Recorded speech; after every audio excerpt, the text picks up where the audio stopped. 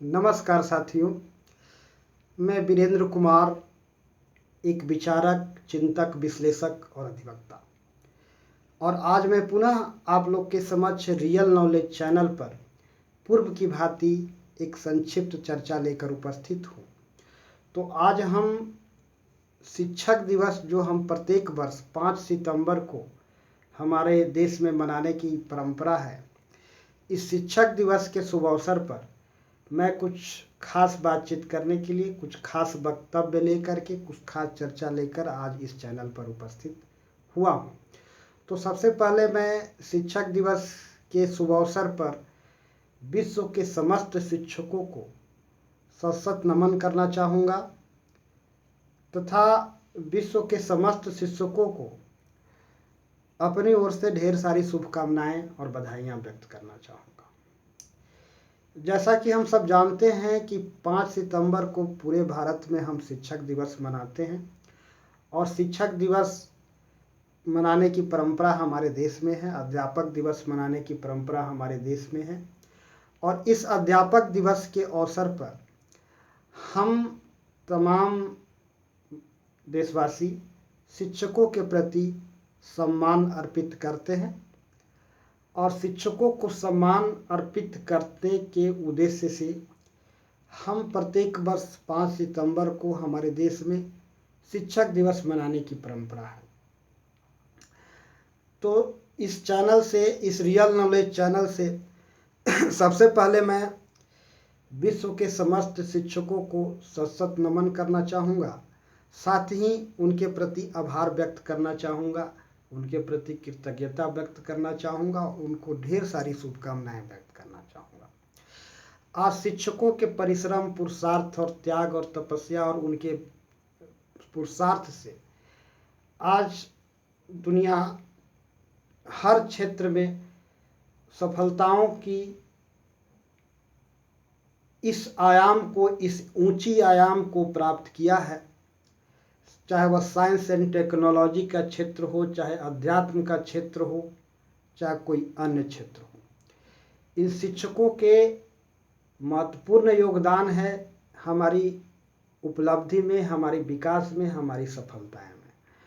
तो आज हम साइंस एंड टेक्नोलॉजी के क्षेत्र में, अध्यात्म के क्षेत्र में और जिस किसी भी क्षेत्र में जो सफलता की जो ऊंचाई हमने छुआ है, जो आयाम हमने प्राप्त किया है, इसमें हमारा शिक्षकों की, गुरुओं की विशेष भूमिका रही है। तो इन शिक्षकों के प्रति अगाध श्रद्धा अर्पित करते हुए, इन शिक्षकों के प्रति अगाध प्रेम, श्रद्धा और सम्मान अर्पित करने के लिए हम सब शिक्षकों के सम्मान में शिक्षक दिवस मनाते हैं। शिक्षक दिवस मनाने की परंपरा है। और जैसा कि हम सब जानते हैं कि हम सब शिक्षक दिवस क्यों मनाते हैं, बचपन से ही स्कूलों में हम पढ़ते आए हैं, सुनते आए हैं लोगों से। इसलिए इस विषय पर कि हम सब शिक्षक दिवस क्यों मनाते हैं, मैं ज़्यादा कुछ कहना नहीं चाहूँगा, लेकिन 2-4 शब्दों में, 2-4 वाक्यों में मैं यहाँ बता देना उचित समझता हूँ कि शिक्षक दिवस सर्वपल्ली राधाकृष्णन के जन्म दिवस के रूप में मनाते हैं, जो एक महान शिक्षाविद, दार्शनिक और राजनीतिज्ञ थे। उनके सम्मान में, उनके जन्म दिवस को शिक्षकों के सम्मान के रूप में हम प्रत्येक वर्ष 5 सितंबर को शिक्षक दिवस मनाते आ रहे हैं और मनाते हैं।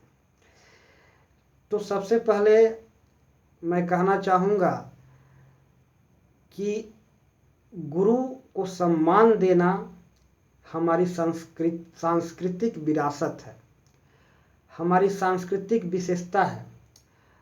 और गुरु शिष्य का संबंध मानवीय संबंधों में सर्वोत्तम संबंध है और गुरु शिष्य का संबंध अत्यंत पवित्र संबंध होता है। मानवीय संबंधों में सर्वोत्कृष्ट, सर्वोत्तम संबंध गुरु शिष्य का संबंध है और गुरु शिष्य के बीच का रिश्ता अत्यंत ही पवित्र और अत्यंत ही पवित्र संबंध होता है। और यह हमारी सांस्कृतिक विरासत है, हमारी सांस्कृतिक परंपरा है गुरुओं के प्रति सम्मान, श्रद्धा अर्पित करने का। और हमारी संस्कृति में गुरुओं की विशेष महत्व दिया गया है, विशेष दर्जा दी गई है। गुरु की दर्जा ईश्वर से भी ऊंचा प्राप्त है। गुरु को ईश्वर से भी ऊंची दर्जा दी गई है। महान संत कबीर ने गुरु के गरिमा गुरु को गरिमा गान करते हुए कहा है कि गुरु गोविंद दोनों खड़े, काके लागे लागो पाँव, बलिहारी गुरु आपने जो गोविंद दियो बताए। अर्थात कि गुरु की गरिमा गोविंद से भी ऊंचा है, अर्थात गुरु ने ही हमें गोविंद अर्थात ईश्वर से साक्षात्कार कराते हैं। तो कबीर ने, महान संत कबीर ने गुरु की गरिमा को ईश्वर से भी ऊंचा रखा है, गुरु की दर्जा ईश्वर से भी ऊंचा दिया है। और गुरु शिष्य परंपरा में हम हमेशा से गुरुओं के, हमारी सांस्कृतिक विरासत रही है, हमारी सांस्कृतिक विशेषता रही है कि हम गुरुओं को भगवान से भी ऊंचा दर्जा दिए हैं। और गुरु को एक ओर भगवान विष्णु, ब्रह्मा विष्णु महेश की दर्जा दी गई है, परम ब्रह्म की दर्जा दिया गया है, अर्थात गुरु को दर्जा भगवान से दिया गया है। गुरु और शिष्य के बीच स्पष्ट विभाजन संभव नहीं है। इस ब्रह्मांड में, इस धरातल पर जितने भी जड़ चेतन मौजूद हैं, चर अचर प्राणी, चर अचर वस्तुएं मौजूद हैं, तमाम चीज़ें, तमाम वस्तुएं, समस्त प्राणी, समस्त मानव जाति एक दृष्टि से गुरु हैं, गुरु के समान हैं, गुरु के रूप में हैं। और हम सब के सब गुरु और शिष्य दोनों हैं। इस जीवन में अनवरत हम कुछ न कुछ सीखते रहते हैं और कुछ लोग हमसे सीखते हैं। तो हम गुरु और शिष्य दोनों की भूमिका में होते हैं। जीवन पर्यंत हम दोनों की भूमिका का निर्वहन कर रहे होते हैं। तो गुरु और शिष्य के बीच में स्पष्ट विभाजन संभव नहीं है, अर्थात एक ही व्यक्ति, एक ही शख्स गुरु और शिष्य दोनों हो सकता है। हम इस ब्रह्मांड की समस्त वस्तुओं से, समस्त जड़ चेतन वस्तुओं से शिक्षा ग्रहण कर सकते हैं, प्रेरणा प्राप्त कर सकते हैं, ज्ञान प्राप्त कर सकते हैं। हम जड़ कहे जाने वाली वस्तुओं से भी हमें ज्ञान मिलती है, उनसे भी शिक्षा और प्रेरणा प्राप्त हो सकता है। जैसे कि सूरज, पृथ्वी आदि, ये हमें परोपकार करने, दूसरों के प्रति परोपकार भाव रखने की शिक्षा देता है। सूरज, पृथ्वी, ये सभी जड़ वस्तुएं हमेशा अनवरत दूसरों की सेवा करते रहते हैं। और इस दृष्टि से ये सूरज, पृथ्वी, जल जो निरंतर अपने पथ पर चलते रहने की प्रेरणा देता है, जीवन के पथ पर हम सबको निरंतर आगे बढ़ते रहने की प्रेरणा नदी से, समुद्र से मिलता है। तो ये तमाम प्रकृति के तमाम वस्तुएं, चाहे वह जड़ हो या चेतन हो, चाहे वह चर हो या अचर हो, ये तमाम वस्तुएं हमारे लिए प्रेरणा स्रोत है और इनसे हम ज्ञान प्राप्त कर सकते हैं। तो इस दुनिया की समस्त चीज़ों, वस्तुएं, मानव जाति या समस्त प्राणी को हम गुरु के रूप में देख सकते हैं। तो इन संसार की समस्त वस्तुओं की भूमिका गुरु के रूप में हो सकती है। साथ ही समस्त मानव जाति हमेशा अनवरत किसी न किसी चीज़ से सीखता है, इसलिए समस्त मानव जाति एक शिष्य के भूमिका में भी होता है। तो गुरु और शिष्य के बीच स्पष्ट विभाजन संभव नहीं है। एक गुरु, हम छोटे बच्चों से भी कुछ सीख सकते हैं, उससे भी प्रेरणा ले सकते हैं। छोटे बच्चों से हमें कंसंट्रेशन की, एकाग्रता की और छल प्रपंच से मुक्त होने की तमाम बातों की शिक्षा मिलती है, माया मोह के बंधन से मुक्त होने की शिक्षा मिलती है। तो एक छोटा बच्चा जिसमें असीम ज्ञान का भंडार है, उससे भी ज्ञान और प्रेरणा प्राप्त होता है। तो एक बच्चा का भी भूमिका गुरु का ही है। तो इस दुनिया में जितने भी वस्तुएं दृष्टिगोचर हो रहा है, जो समस्त वस्तुएं, समस्त चीज़ें की भूमिका गुरु की हो सकती है, और समस्त मानव जाति की भूमिका गुरु की हो सकती है, और समस्त मानव जाति की भूमिका एक शिष्य का भी हो सकता है। तो सर्वप्रथम इस संसार में जितने भी प्राणी मौजूद हैं, ये तमाम प्राणी, मनुष्य के साथ साथ तमाम प्राणी परम सत्ता, अंतश्चेतना, परम ब्रह्म, परम तत्व के प्रतिनिधित्व करता है। और ये परम सत्ता, परम ब्रह्म, अंतश्चेतना का प्रतिनिधित्व करने वाला प्रत्येक प्राणी, प्रत्येक व्यक्ति गुरु की भूमिका में है। गुरु वही जो हमें मार्गदर्शन दे, जो हमें सही रास्ता पर बनाए रखते हैं,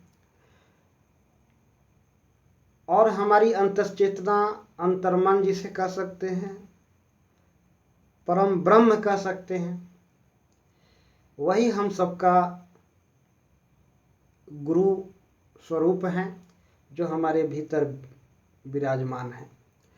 तो हमारी अंतश्चेतना, अंतर्मन, जिसे हम आत्मा भी कह सकते हैं, समस्त जीव जाति का गुरु है, जो उसे मोक्ष प्राप्ति की मार्ग बताता है और जीवन के परम उद्देश्य के प्राप्ति के रास्ते निर्धारित करता है, और कदम कदम पर हमें मार्गदर्शन करता है और जीवन के सही पथ पर बनाए रखता है। तो वह परम सत्ता ही गुरु के समान है, जो हम सब प्राणियों के में अंतर्मन में विद्यमान है, अंतर्मन के रूप में मौजूद हैं। तो हम समस्त प्राणी शिष्य और गुरु दोनों की भूमिका में हैं। और आज विश्व के, हम विशेषकर भारत के वर्तमान मौजूदा हालात और परिस्थितियों को देखते हुए हम कह सकते हैं कि हमारी भूमिका गुरु के रूप में एक महत्वपूर्ण है, भूमिका है। गुरु के रूप में हम समस्त प्राणियों की, विशेषकर मानव जाति की महत्वपूर्ण भूमिका है। मौजूदा परिदृश्य, देश के मौजूदा हालात और परिस्थितियों को ध्यान दृष्टिगत रखते हुए हम कह सकते हैं कि समाज की नैतिक उत्थान के लिए, सामाजिक नैतिक उत्थान के लिए हमारी भूमिका गुरु के रूप में अहम है। आज देश में यह एक तथ्य है, एक सच्चाई है कि नैतिकता का कुछ लोगों के द्वारा हनन किया जा रहा है, और सामाजिक नैतिक पतन भी कुछ हद तक हुआ है। तो सामाजिक नैतिक उत्थान के लिए, समाज के नैतिक उत्थान के लिए हमारी भूमिका एक गुरु के रूप में अहम है। जैसा कि मैंने चंद मिनट पूर्व बताया है कि हम सब एक दृष्टि से, एक दृष्टिकोण से गुरु के भूमिका में हैं, और समाज के नैतिक उत्थान में हमारी अहम भूमिका है। तो आज मैं एक शिक्षक दिवस के शुभ अवसर पर इस चर्चा को ज़्यादा विस्तृत नहीं करना चाहूँगा, और संक्षिप्त में यह कहना चाहूँगा कि शिक्षक दिवस गुरु के प्रति सम्मान, श्रद्धा अर्पित करने का एक त्योहार है। और इस शुभ अवसर पर हम सबको, जैसा कि मैंने कहा कि गुरु और शिष्य का स्पष्ट विभाजन संभव नहीं है, हम गुरु और शिष्य दोनों एक साथ हैं। और एक गुरु के भूमिका के रूप में हम समस्त प्राणियों को, हम समस्त मानव जाति को अपनी भूमिका को निर्वहन ईमानदारी पूर्वक करने की जरूरत है और समाज के नैतिक उत्थान में अपना महत्वपूर्ण योगदान देने की जरूरत है। और गुरु के रूप में हमारी अंतश्चेतना, हमारी अंतर्मन, हमारी अंतश्चेतना, अंतरात्मा हम सब में विद्यमान है, जिनके मार्गदर्शन पाते हुए अपना जीवन निर्वहन करने की जरूरत है, जीवन जीने की जरूरत है और हमेशा सत्य के पथ पर पथगामी बनाए रखने के, स्वयं को सत्य के पथ पर पथगामी बनाए रखने की जरूरत है और समाज को नैतिक उत्थान में ईमानदारी पूर्वक हम सबका अपना महत्वपूर्ण योगदान देने की जरूरत है और हम सब एक अच्छा गुरु की भूमिका का निर्वहन करें। और प्राकृतिक दृष्टि से हम सब एक गुरु के रूप में मौजूद हैं इस धरा पर, तो हम अपने कर्तव्य का ईमानदारी पूर्वक निर्वहन करें और समाज के नैतिक उत्थान में सहयोग दें। और शिक्षक दिवस के अवसर पर मैं इतना ही कहना चाहूँगा। नमस्कार। मैं वीरेंद्र कुमार, अधिवक्ता, सह विचारक, चिंतक और विश्लेषक। नमस्कार। आप सबको, देशवासियों को मेरा प्यार भरा नमस्कार। जय हिंद, जय श्री राम। और साथ ही मैं यह कहना चाहूँगा कि आप इस रियल नॉलेज चैनल पर बने रहें।